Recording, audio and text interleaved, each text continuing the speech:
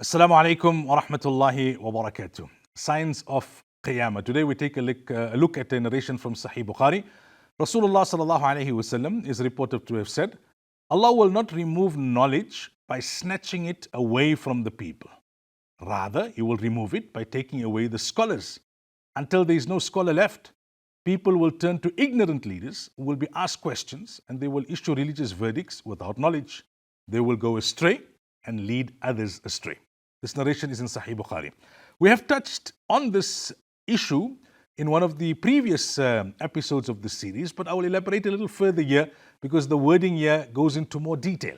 What we learn from the very last line is that scholars ought to be those who are guided and rightly guided.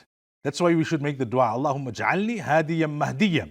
Oh Allah, make me from amongst those who are rightly guided. Myself, I must be rightly guided. Even if I'm not a scholar, I must be rightly guided. So my spouse and my children and everyone in my circle will be then rightly guided by me. So myself, I must be rightly guided and I must be a means of rightly guiding others. That's the best of people. The worst of people are those, as the Quran says, ضَلُّوا فَأَضَلُّوا.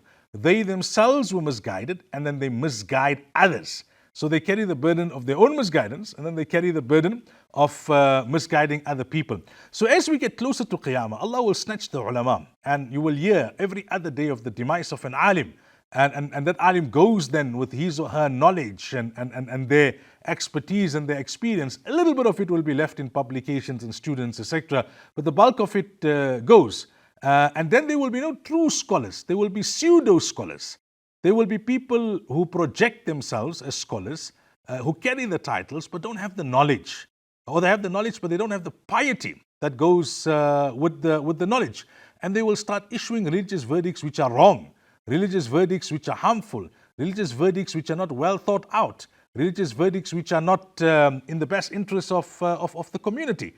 So this will become prevalent as we get closer to Qiyamah. And the closer we get, the greater the prevalence. One point I must mention here is it doesn't mean now that when you start to see this, you give up on the scholars altogether.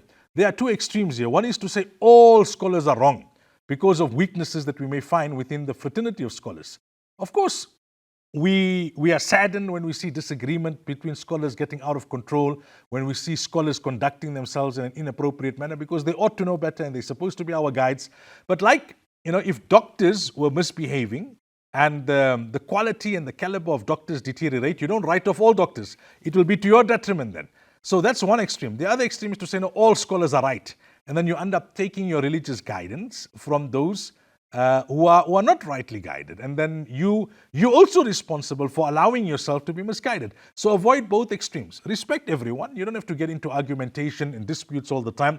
But choose very carefully who you take your religious guidance from, especially in this kind of era where we're far away from the best of times and we're coming ever so closer to the final hour. We should be very careful who we take our knowledge and guidance from, one. And second, we should appreciate the true scholars whilst they are still in our midst. Signs of the hour. Assalamu alaikum wa rahmatullahi wa barakatuh.